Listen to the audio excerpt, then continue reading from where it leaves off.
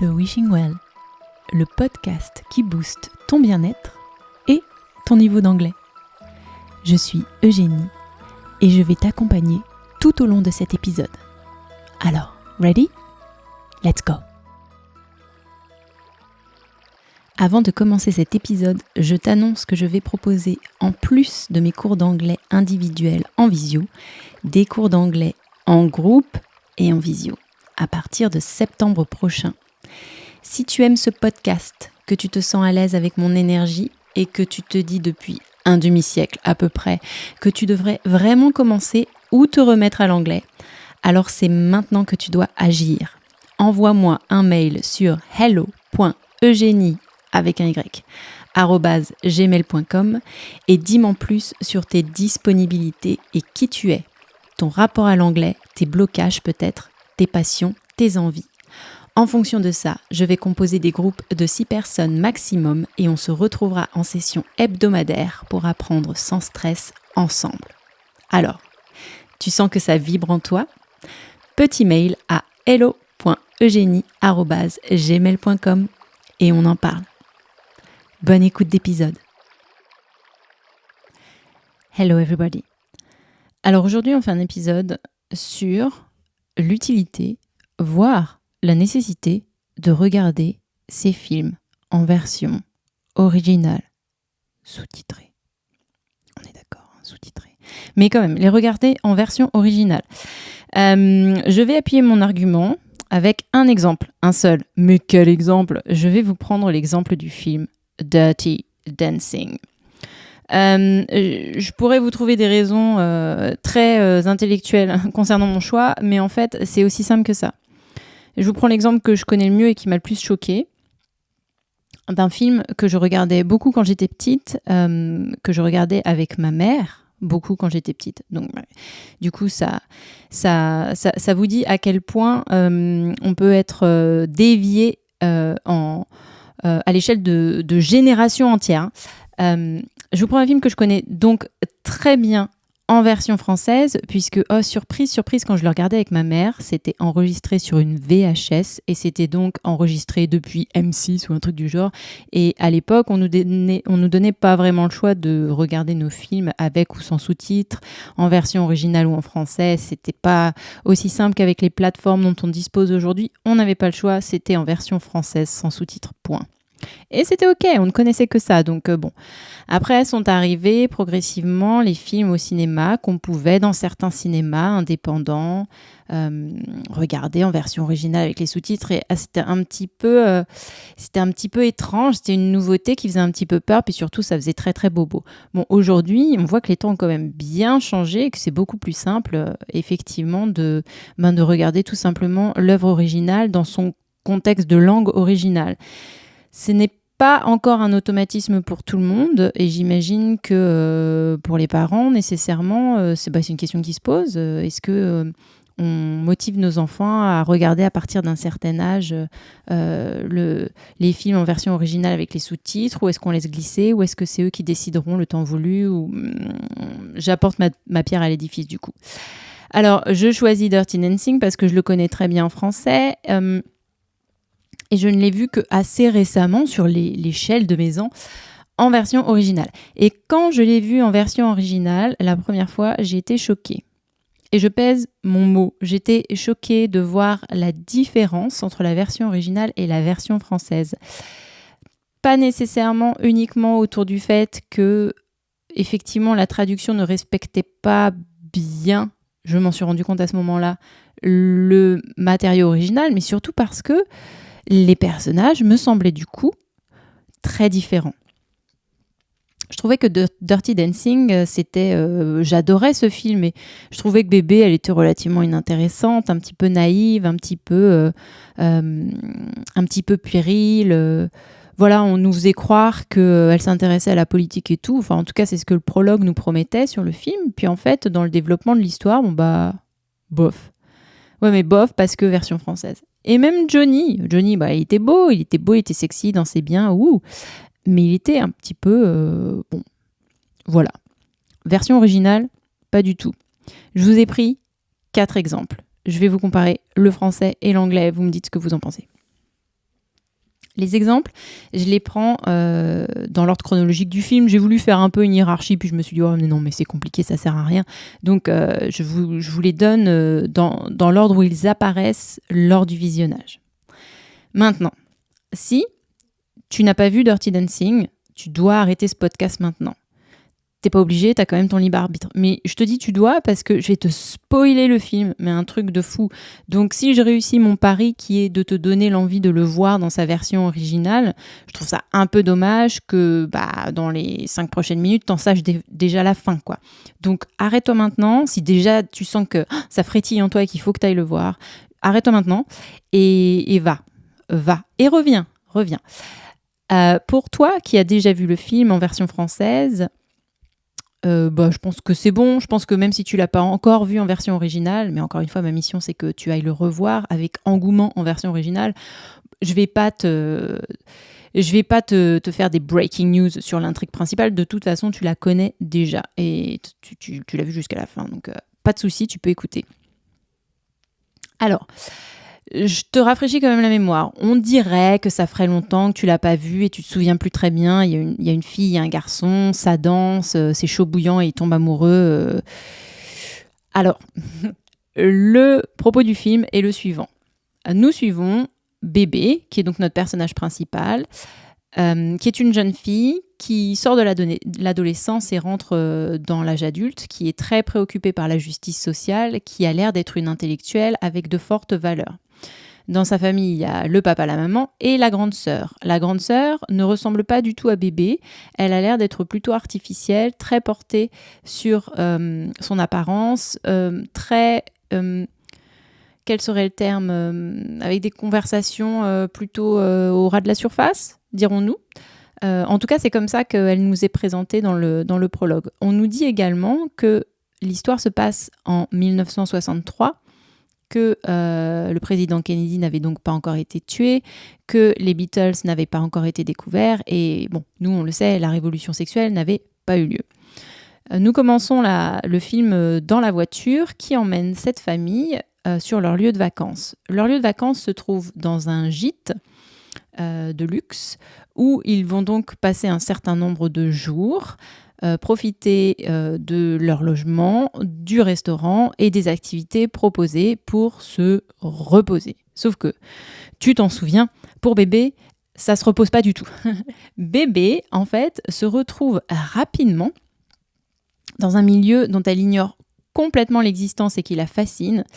C'est le milieu de la danse et notamment elle va se retrouver en relation avec un personnage de l'histoire qui s'appelle Johnny Castle, qui se trouve être l'animateur de danse du gîte et dont elle va tomber amoureuse.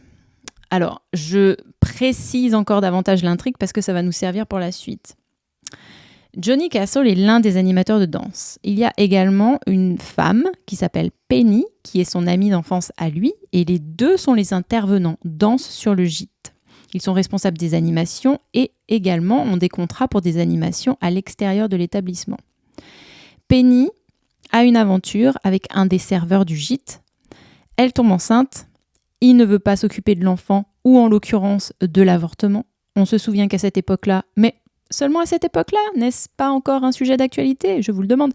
On se souvient qu'à cette époque-là, avorter, c'était compliqué, qu'il fallait trouver un médecin qui était d'accord pour le faire dans le cadre de l'illégalité et un petit peu à la sauvette, quoi. Donc, Penny n'a pas le choix.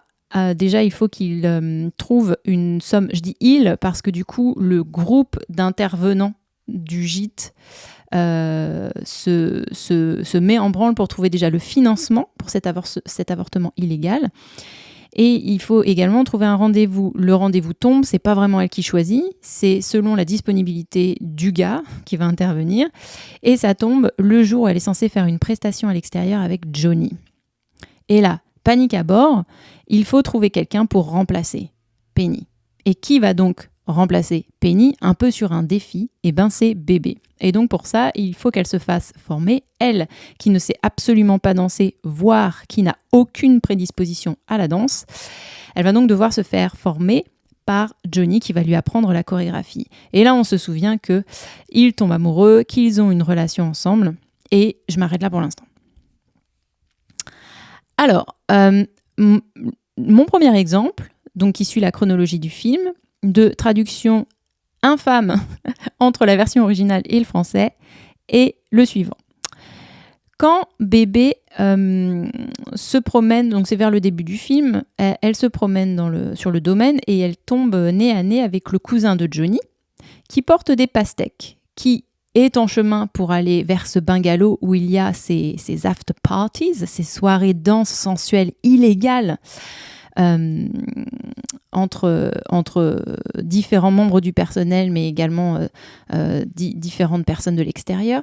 Elle tombe donc sur le cousin de Johnny qui porte ses pastèques et qui a pas l'air de s'en sortir. Donc qu'est-ce qu'elle fait ? Elle, bonne âme, elle lui propose de l'aider à les monter dans le bungalow, et donc le cousin de Johnny, je ne sais plus comment il s'appelle, il lui dit ah non, il est un peu gêné. Et il est gêné pourquoi ? Parce que c'est la fille d'un ami du directeur. Donc il y a quand même un petit danger à ce qu'elle cafte et que ces soirées-là soient découvertes et que ça chauffe sévère pour les organisateurs. Donc il lui dit écoute, ok, tu m'aides, mais franchement, t'en parles pas à ton père. Ce sur quoi elle répond bah non, je réponds pas, promis. Et donc elle l'aide à porter sa pastèque. Elle arrive dans ce bungalow chargée de sa pastèque géante. Et elle traverse les corps enlacés qui se dandinent. C'est pas assez sexy, je trouve, comme terme, mais qui se délassent sur la musique, qui s'enlacent, qui ondulent sur cette musique qu'elle n'a jamais entendue. Voilà, elle rentre dans un milieu totalement inédit pour elle, pour plein de raisons, parce que d'abord, elle est vierge, elle n'est pas du tout sexualisée, et parce que même à l'époque, tu vois, c'était chaud bouillant, quoi. Donc elle arrive avec sa pastèque, elle aide le cousin de Johnny à poser tout ça sur le comptoir, enfin je sais plus trop ce qui se passe, et évidemment Johnny arrive dans le bungalow, fait une petite danse avec son amie d'enfance Penny, et quand il voit que bébé est là, il s'arrête, il va vers son cousin et bébé, et en gros il dit à son cousin « Qu'est-ce qu'elle fait là ?» Ce sur quoi son cousin répond « Bah t'inquiète pas, elle dira rien, elle est avec moi. » Et bébé répond en français, et en anglais pareil, « J'ai porté une pastèque. » Jusque-là, tout va bien. L'argument doit être suffisamment fort pour Johnny, qui du coup s'en va. Et il s'en va, il retourne dans la salle pour danser ou faire je sais pas quoi. Et là, grosse différence entre le français et l'anglais. En français, bébé regarde le sol en secouant la tête et en roulant des yeux en disant « Il n'y a pas de mal à porter une pastèque. » Je l'ai mal fait, je vais le refaire. « Il n'y a pas de mal à porter une pastèque. » Voilà, une réponse acceptable, un peu niaise, un peu naïve, mais bon, elle s'appelle bébé, elle est toute jeune, ok, c'est cool. L'enjeu n'est pas le même en version originale. En version originale, elle dit « I carried a watermelon », qui est exactement ce qu'elle vient de dire à Johnny. Elle lui a répondu « I carried a watermelon ». Johnny s'en va et elle se dit à elle-même, comme si elle se répétait la pire réplique de sa vie, « I carried a watermelon ». Donc « I carried », c'est le passé de to carry, qui est le verbe porter, et watermelon, tu divises le mot en deux, water, eau, melon, melon d'eau, c'est donc ta pastèque. J'ai porté une pastèque. Qu'est-ce que ça nous dit dans la version originale ?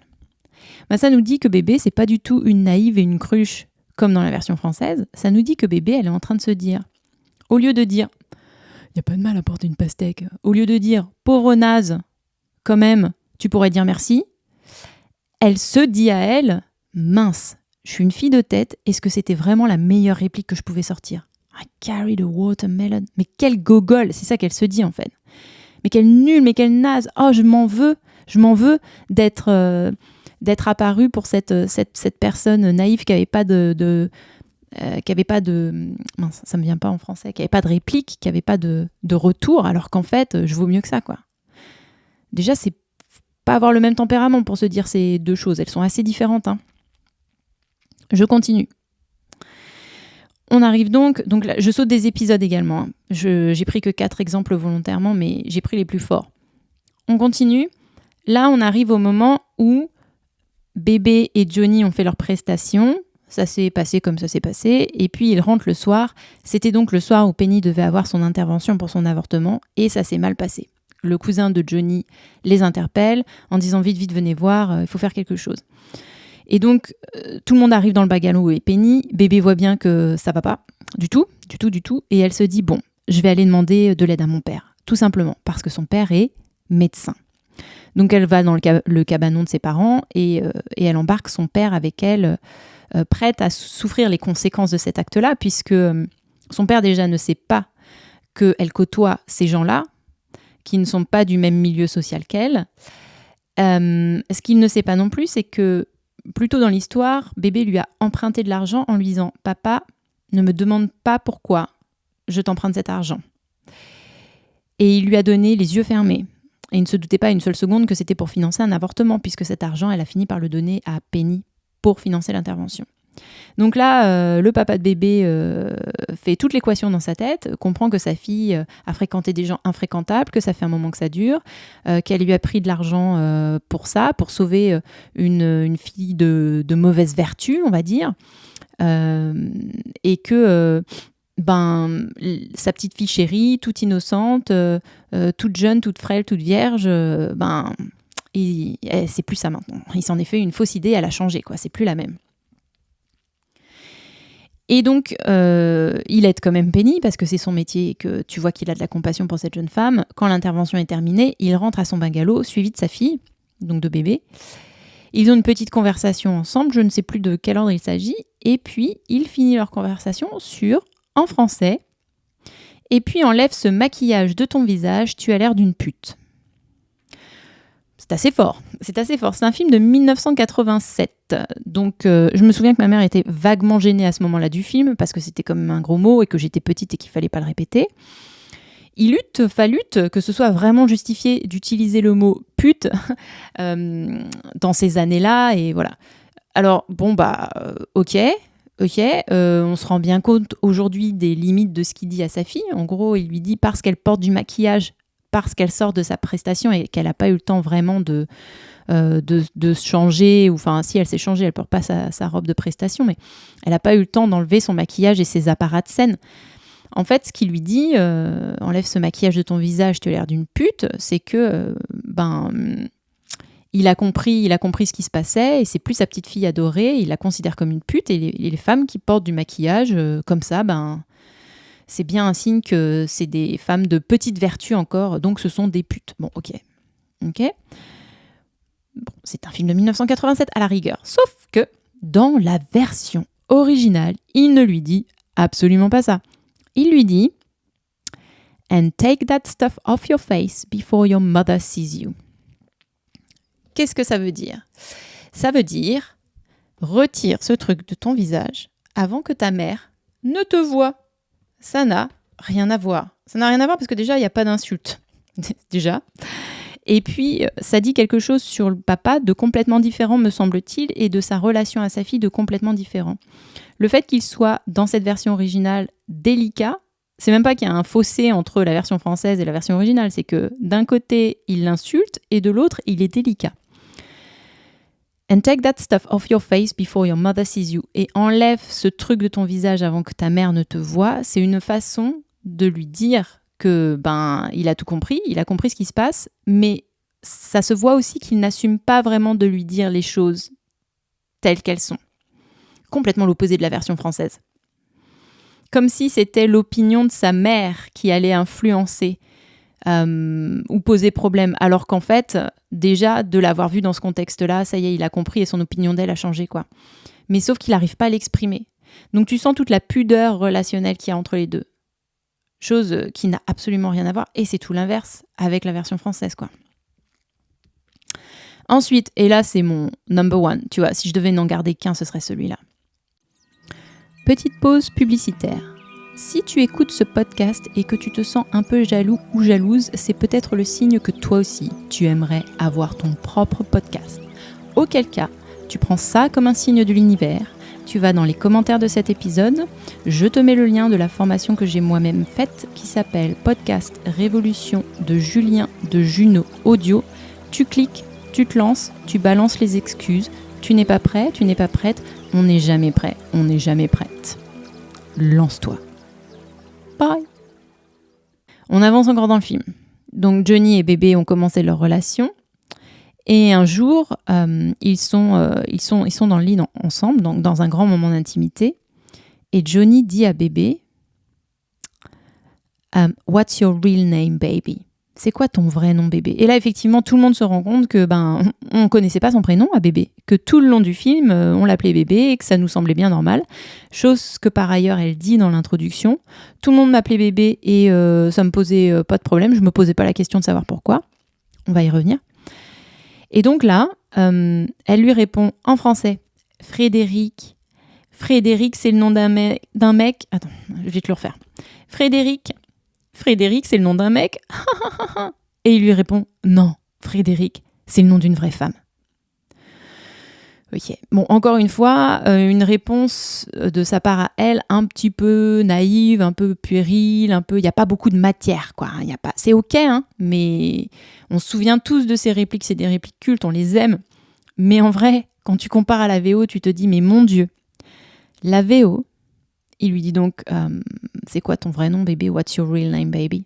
Et elle lui répond, accrochez-vous à votre siège. Elle lui répond, Frances, for the first woman in the cabinet.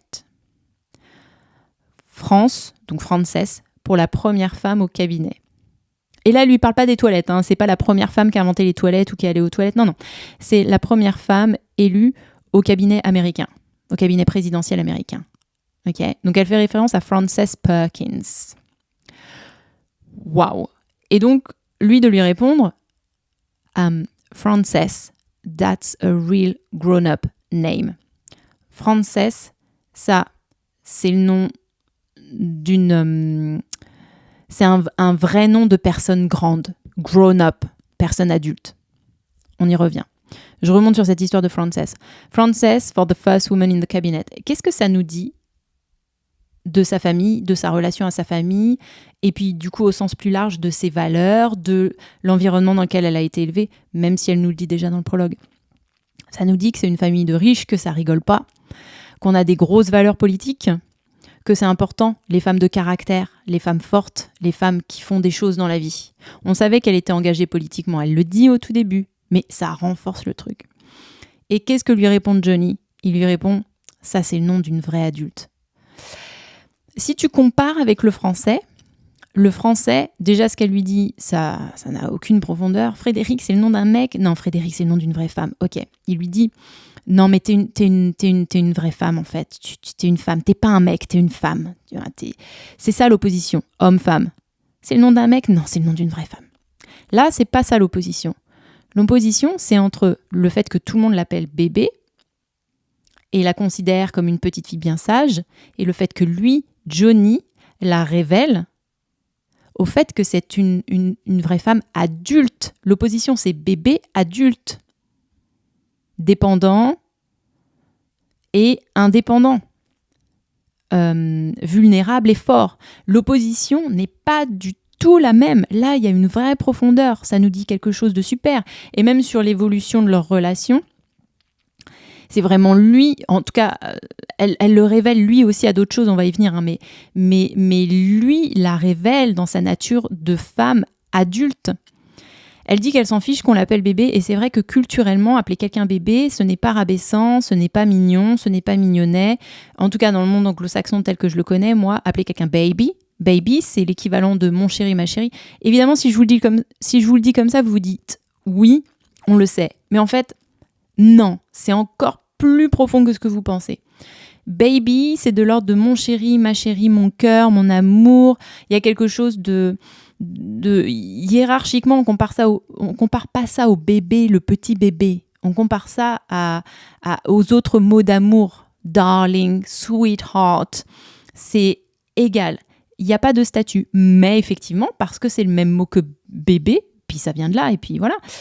Il y a cette double lecture, tu vois. Et en fait, le fait qu'elle dise au début, moi, ça me posait pas de problème qu'on m'appelle bébé, ça dit vraiment que ça lui posait pas de problème non plus d'être considéré comme... que ce mot d'amour, qui est tout à fait légitime, soit aussi un mot pour définir quelqu'un qui n'a pas encore atteint l'émancipation, quoi. Sauf que c'est lui qui lui dit, et il faut voir aussi la symbolique que ça a. Il lui dit... Bébé, tu t'appelles comment? C'est quoi ton vrai prénom? C'est quoi ta vraie nature? C'est quoi ta vraie identité que personne veut t'attribuer? Ah bah, je m'appelle Frances, comme la première femme du cabinet. Ah bah oui. Et il lui dit, bah oui, en fait, ce qu'il lui dit en somme, c'est, mais moi, je le savais que tu avais un prénom comme ça. Moi, je suis pas étonnée. Moi, j'ai vu ta valeur. J'ai vu qui t'étais. J'ai vu d'où tu venais. J'ai vu ta beauté intérieure, extérieure. Je sais qui tu es. Je te vois. Et ton prénom, bah, ça m'étonne pas du tout. Ce prénom si fort et si symbolique, bah, bien sûr, c'est une évidence. C'est beau quand même. Et ça, en français, bah non. ça disparaît complètement sous le tapis. Ça n'existe pas, quoi. Ça n'existe pas. Je vous prends un dernier exemple. Et puis on note la profondeur que ça donne au caractère, au personnage, pardon. Characters, c'est le mot personnage en anglais. Je vous donne un dernier exemple. Et après, je vais aller explorer rapidement les thèmes qui font aussi que c'est un film féministe profond, l'air de rien. Donc on est au moment où Johnny s'est fait accuser d'avoir dépouillé les clients de l'hôtel un certain soir, sauf que bébé sait que c'est pas lui, parce que déjà elle lui fait confiance, parce qu'ils sont dans une relation saine, et également parce qu'elle était avec lui ce soir-là et que du coup il a un alibi. Sauf que à moins qu'elle dise haut et fort au directeur de l'établissement devant ses parents et sa sœur que Johnny avait un alibi parce qu'elle a passé la nuit avec lui, ben Johnny il a pas d'alibi quoi. Donc qu'est-ce qu'elle fait ? Forte de ses valeurs, elle se dit je me lance. Et donc, elle ose, devant sa famille, dire au directeur de l'établissement « Mais non, ne vous méprenez pas, il a un alibi, je le sais parce que j'étais avec lui toute la nuit. » Le père est choqué, la mère est choquée, tout le monde est choqué. Et puis, finalement, Johnny se fait quand même renvoyer de l'établissement pour une cause du coup différente qui est d'avoir profité de la fille d'un client, ce qui ne se fait pas. Et il y a cet épisode, ce moment-là, dans le bungalow, où Johnny rejoint Bébé et lui dit qu'il s'est fait virer. Et Bébé, là, le ton monte d'un cran. Bébé sort de ses gonds en disant « Ah, j'ai fait tout ça pour rien, c'est pas possible, je me suis embrouillée avec ma famille et tu perds ton boulot quand même. » Et là, attention, conversation surréaliste en français. Elle lui dit « Ah, ça a servi à rien. » Et il lui répond « Mais si, ça a servi à quelque chose. Personne n'a jamais fait l'équivalent de ce que tu as fait pour moi. » Un truc du genre. Je vous le dis de mémoire parce que ça fait longtemps que je ne l'ai pas vu en français. Et elle se retourne vers lui, elle lui dit « T'as raison, Johnny, t'es vraiment un loser. » Et il lui dit « Non, je veux pas entendre ça de ta bouche, jamais. » Et elle lui répond « J'ai égratigné le héros. » Elle est étrange, cette conversation. C'est comme s'ils se disputaient l'un avec l'autre. Et puis elle n'est pas très gentille. Et encore une fois, elle est un peu puérile. Bon, ça passe. Ça passe moins quand on connaît la version originale. Dans la version originale, donc elle dit « Ah, ça sert à rien, je me suis embrouillée avec ma famille, voilà. » Et il lui dit « Non », donc comme en français, il lui dit « Non, jamais, tu comprends pas, jamais personne n'a fait quoi que ce soit de cet ordre-là pour moi, c'est extraordinaire. » Et elle se retourne vers lui et elle lui dit « You are right, you can't win no matter what you do. » Elle lui dit « Tu avais raison. Tu ne peux pas gagner quoi que tu fasses. Mais c'est un tu générique. C'est pas toi, Johnny. C'est on. C'est le on. You can't win no matter what you do. On peut pas gagner quoi qu'on fasse. On est perdant, quoi. On est toujours perdant. C'est ça qu'elle lui dit, en fait. Et il lui répond, You listen to me. I don't want to hear that from you. You can. Et il lui dit, toi, tu m'écoutes. Je veux pas entendre ça venant de toi. Toi, tu peux. Ce sur quoi elle répond, I used to think so. C'est ce que je croyais également. C'est pas du tout la même conversation. Hein. Donc on se refait la conversation en français.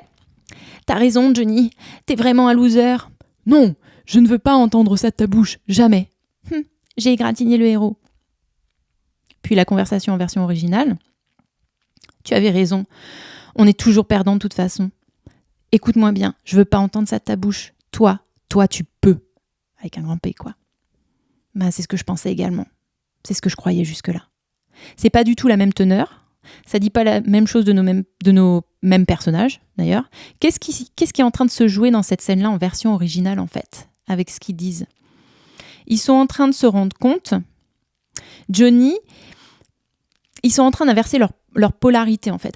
Johnny a été tellement inspiré et influencé par le courage de Bébé qu'au moment où c'est elle qui perd sa foi et son courage, il lui dit « Tu peux pas dire ça, tu peux pas dire qu'on est tous perdants. Moi, je croyais que j'étais un perdant. Toi, tu m'as convaincu que j'étais un winner. » Et je sais que si je suis convaincue que je suis un winner, c'est grâce à toi. Donc que ça sorte de ta bouche qu'on est des perdants, c'est pas possible. C'est pas possible. Et elle est en complète vulnérabilité quand elle lui dit « mais moi aussi, c'est ce que je croyais ». Elle a perdu la foi, quoi. Ils ont inversé leur polarité. Bon, je m'arrête là. Il y a d'autres exemples. Il y a des exemples, la conversation que bébé a avec son papa sous la tonnelle, justement, une fois qu'il a compris qu'elle avait menti, qu'elle avait fréquenté ce mec et tout ça. Pareil, il y a plein d'exemples. La profondeur des personnages, la matière qu'il y a dans bébé, dans ce film, ça ne passe pas du tout en français. Sa force, ses valeurs, et même Johnny. Alors on aborde des thèmes quand même très intéressants dans ce film. Entre autres choses, le fait qu'un homme soit payé pour avoir du sexe avec les femmes. Normalement, c'est la situation inverse. Par exemple, dans Pretty Woman, c'est la situation inverse. Souvent, c'est la femme qui fait un business un petit peu dévalorisé. C'est l'homme qui, en qualité de millionnaire ou de grand intellectuel, la sort d'eux. Et là, c'est l'inverse. C'est bébé qui, dans le bungalow, encore une fois, lors d'une de leurs conversations, demande à Johnny combien il a eu de femmes et il est super gêné. Et il essaie de lui expliquer, il lui dit « mais essaie de te mettre à ma place, moi je sors de la rue, j'avais rien. Et là, je me suis élevée, j'arrive dans ce milieu où les femmes, elles sentent bon, elles prennent soin d'elles. Je savais même pas qu'une femme, ça pouvait se comporter comme ça. Et elles mettent des diamants dans mes poches et elles me donnent les clés de leur bungalow et leur mari est pas là. Et je profite d'elle, elle me paye et c'est incroyable. » En fait, il est en train de lui expliquer, en ayant un peu honte finalement. Et il a cette réalisation en direct devant elle que son set de valeurs, ça a toujours été de se sortir dans la misère et d'exploiter les riches, et puis pas parce qu'il est beau gosse et parce qu'il danse bien et que il l'a fait par le biais de ce travail. Il est au sommet de son échelle de valeurs en fait. Et en même temps qu'il le dit, et en même temps qu'il se rend compte qu'il est gêné à l'expliquer à bébé, il se rend compte et il le verbalise au moment où il dit c'est bébé qui lui dit « oh, mais ces femmes t'utilisaient », il verbalise « non, attends, c'est l'inverse. Au moment où bébé lui disait « oui, tu utilisais ces femmes », c'est lui qui verbalise « non, c'est elle qui m'utilisait ». En fait, il est confronté à son set de valeurs avec bébé, c'est-à-dire que voilà, là c'est le roi du domaine, il est au sommet de ce qu'il s'était imaginé comme chemin de vie. Il s'est sorti de sa grande misère, il croit que ça y est, il a l'argent, il a la popularité, et il est beau et ça marche pour lui. Et il rencontre cette jeune fille qui rentre seulement dans l'âge adulte, dont il tombe amoureux, qui est si différente de toutes ces femmes, qu'il ne le paye évidemment pas. Et il est obligé de revoir tout son set de valeurs, quoi. Elle est tellement forte, elle est tellement intelligente et intéressante et vaillante. Et le mec, il se dit, mais le sommet du monde, c'est pas ça. Le sommet du monde, en fait, c'est aimer quelqu'un qui nous fait croire en nos propres compétences, qui nous fait croire en nos propres valeurs, parce qu'elle représente de si grandes valeurs elle-même qu'on ne peut que refléter ça en échange. C'est un jeu vertueux de miroir, quoi. Donc c'est un film qui explore ce thème de on est pour une fois sur l'inverse, c'est la fille qui arrive avec plus de pouvoir, moins d'expérience, mais plus de pouvoir, plus de valeur. Et bon, après c'est un petit peu le mythe de La Belle et la Bête, on va dire, mais ça se voit aussi dans les films et dans les ouvrages, mais et c'est elle qui le sort de la rue en fait, presque, pas littéralement mais presque. Par ailleurs, je fais un parallèle du coup avec Pretty Woman qu'il est intéressant également de voir en VO, parce que moi par exemple j'avais pas compris la teneur des personnages en le voyant en français. Le personnage de Viviane est vachement fort, le personnage de, je sais plus comment il s'appelle, le personnage masculin est vraiment irascible, il est maltraitant, il est méprisant, il est hautain. Il est vraiment pas bien, et tu les vois changer et évoluer également jusqu'à ce point de non-retour où vers la fin de l'histoire, il lui propose de rester en la payant. Il lui propose de la mettre dans un appartement et elle lui dit non mec, parce qu'en fait tu m'as fait tellement voir ma valeur que maintenant j'ai élevé la barre de mes standards et je redescendrai pas, et ça c'est toi qui me l'as appris. Donc tant que tu me payes, Même si tu mets dans un appart incroyable et trucs et machin, c'est juste une prison différente. Et moi, je veux la liberté. Et c'est toi qui m'as montré ça. C'est en miroir de toi que mes valeurs se sont réajustées et que maintenant, je ne peux plus accepter ce que tu me proposes, quoi. Un film à voir en VO également, de la même période. Hein. Que dire Ouais, on a abordé un petit peu, effectivement, l'intérêt culturel à le voir en VO par rapport à ce terme de bébé. Il y a également, si vous vous penchez sur la bande-son, je sais que vous la connaissez par cœur, hein, la bande-son, mais la bande-son, c'est vraiment l'élément clé du film. Dans les documentaires et les interviews, ils le disent bien, hein, qu'il n'y avait pas de budget pour faire ce film et que tout le budget est parti dans la BO. Hein. Il y avait quelque chose de l'ordre de l'histoire sans cette musique iconique, ça n'existait pas, quoi. C'est d'ailleurs, cette BO, c'est un des albums qui s'est le plus vendu au monde. Donc, grosse référence. Tu vois que dans toute la BO, c'est jalonné de titres, quelles que soient les atmosphères. Il y a des atmosphères de musique sensuelle, mais aussi des atmosphères de chansons un petit peu plus pincées. Et le mot bébé jalonne toutes les chansons. Hein. Il y a un vrai jeu, une vraie dynamique entre ces chansons qu'on imagine être jouées dans la demeure familiale, qui sont très prudes et très Do you want to be my baby? Et puis, il y a ces autres chansons qui sont jouées dans ces afters super sensuels où la baby, c'est celle qu'on désire, ou c'est une bande-son très organique, très je te désire. Hein. Il y a une des chansons, Hungry Eyes, les yeux affamés, Hungry Eyes. Mais les paroles, c'est chaud bouillant. Hein. C'est chaud bouillant. Relisez les paroles en écoutant la musique. Hein. Vous n'allez plus la voir sous le même jour. Et donc, la musique la plus populaire, I've had the time of my life, ça nous dit aussi quelque chose de la qualité de relation entre bébé et... la meuf, elle défend le film, hein. Elle défend la qualité du film. Ça nous dit quelque chose de la qualité de relation entre bébé et Johnny. Mais je trouve que c'est important parce que ça a été vu par tellement de monde et ça continue à être vu par tellement de monde que défendons ce qu'il y a à défendre. Il y a vraiment des belles choses à prendre de ce film. I've had the time of my life. Il lui dit... This could be love because I've had the time of my life and I owe it all to you. Il lui dit, ça pourrait bien être de l'amour puisque j'ai eu l'expérience de ma vie, le moment de ma vie et je te le dois à toi. C'est génial de le formuler comme ça. C'est-à-dire que si on se met dans une situation où, je sais pas, on te demande pourquoi t'es amoureuse ou t'es amoureux de ton mec ou de ta copine, ben la tentation c'est de dire ben, il est gentil, et puis il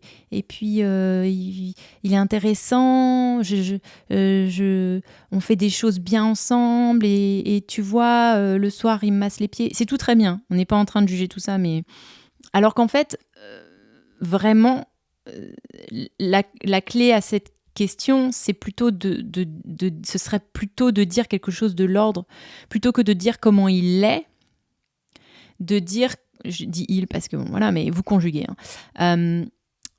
Comment il te fait sentir. Pourquoi tu l'aimes? Parce qu'il est beau, parce qu'il est intelligent, parce qu'il est avocat, parce qu'il m'emmène en voyage, parce que... Ouais. Pourquoi tu l'aimes? Bah parce qu'avec lui, je me sens en sécurité et entendu et écouté. Par exemple, quand nous sommes partis en voyage, voilà, là tu donnes tes exemples, mais est-ce que la vraie réponse, c'est pas ça? Là, pourquoi tu l'aimes? Parce que ce sont des éléments dissociables. Hein. J'avais cette conversation il n'y a pas très longtemps. Ce sont des éléments dissociables. Il peut être beau et charmant et charismatique et intelligent et en même temps te faire te sentir comme une merde. Et là, on se rend compte qu'il y a un souci, quoi. Hein, l'articulation, il faut qu'elle fonctionne dans les deux sens. Donc dans cette chanson-là, I've had the time of my life. This could be love, ça pourrait bien être de l'amour. Parce que tu me fais sentir vachement bien et je sais que je te le dois à toi, quoi. Waouh, c'est la réponse. C'est la réponse. Ouais, ils sont amoureux, ils sont dans une relation saine. Pourquoi? Pour ça. Parce que c'est comment ils se font sentir l'un l'autre, comment ils s'élèvent, en fait. Leur binôme, c'est une synergie. Ils sont plus ensemble que chacun séparé, quoi. Ça n'empêche pas qu'il y a des obstacles, sinon il n'y aurait pas d'histoire. Par ailleurs, cette histoire d'avortement, elle avait été critiquée et la scénariste expliquait dans un article que j'ai lu il n'y a pas longtemps, mais je crois qu'elle explique aussi dans le documentaire qu'on peut trouver sur Netflix, qui s'appelle, je crois qu'en français ça s'appelle « Ces films qui nous ont fait ». C'est des mini-séries et chaque épisode concerne un film en particulier. Le premier, je crois bien que c'est Dirty Dancing. à aller voir. La scénariste expliquait qu'ils avaient un partenariat avec une marque de cosmétiques qui leur avait demandé de retirer l'histoire de l'avortement dans le film. Et la scénariste était là, mais en fait, non, parce que c'est un sujet sérieux, parce que si ça passe dans le film, peut-être que déjà ça va faire réfléchir un petit peu, notamment les gens qui sont au pouvoir, et puis parce qu'il n'y a pas d'histoire s'il n'y a pas cette histoire d'avortement. Parce que tout le nœud du problème, c'est que Penny étant enceinte et devant avorter, Bébé doit la remplacer, et c'est par là qu'elle fonde sa relation avec Johnny, puis avec le reste du groupe aussi. Donc non, on garde l'avortement. Il faut bien comprendre qu'en 1987, et puis c'est passé crème, hein. C'est passé crème. Nous, on regardait ça, à l'air de rien, à la maison. C'était chaud de parler d'avortement à la télé et de montrer les difficultés que c'était d'avorter dans un système illégal. Hein ? Et puis on en parle encore aujourd'hui. Hein ? Il y a encore des gens qui n'ont pas tout à fait compris le problème que ça pose de ne pas être soutenu légalement pour obtenir l'avortement. À bon entendeur.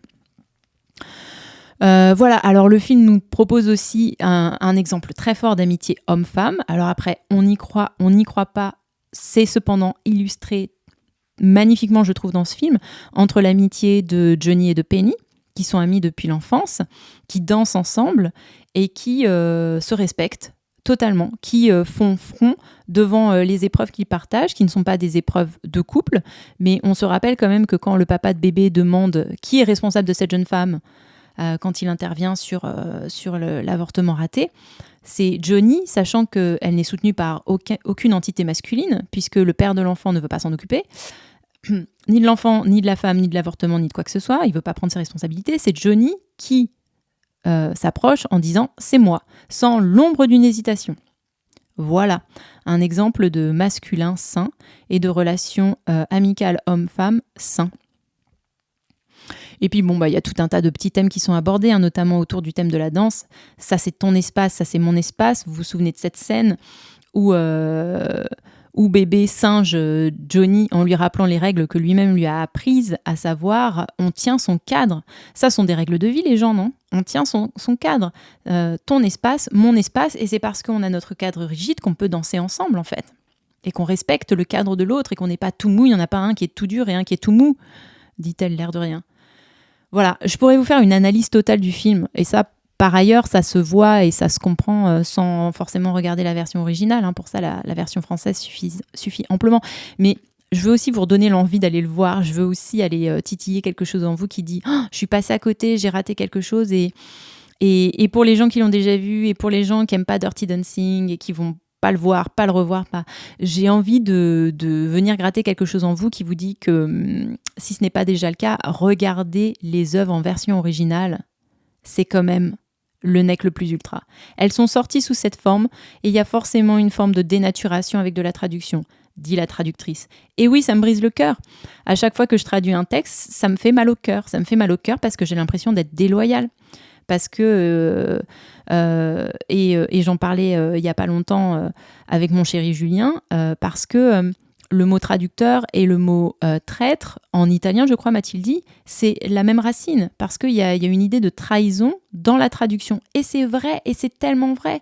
Et je crois que l'exercice du traducteur, c'est de faire son travail en humilité et en toute authenticité, en essayant de préserver au maximum non seulement le sens premier des textes, mais le sens profond et symbolique. Et j'ai vraiment une admiration totale pour les traducteurs de matériel cinématographique, parce que autant une poésie sur le papier, eh bien on la traduit, autant un film, eh bien on a des contraintes supplémentaires de l'ordre du visuel, de l'ordre du mouvement de bouche, par exemple. Il faut que les syllabes, elles rentrent, il faut presque que les formes coïncident, l'exercice est autre. Donc voilà, je viens de passer 40 minutes à cracher sur le traducteur de Dirty Dancing, et je ne pense pas que cette personne ou ces personnes le méritent vraiment. Ce n'est pas l'idée, on n'est pas là pour jeter des cailloux, on est juste là pour parler de l'entité film en français et film en version originale.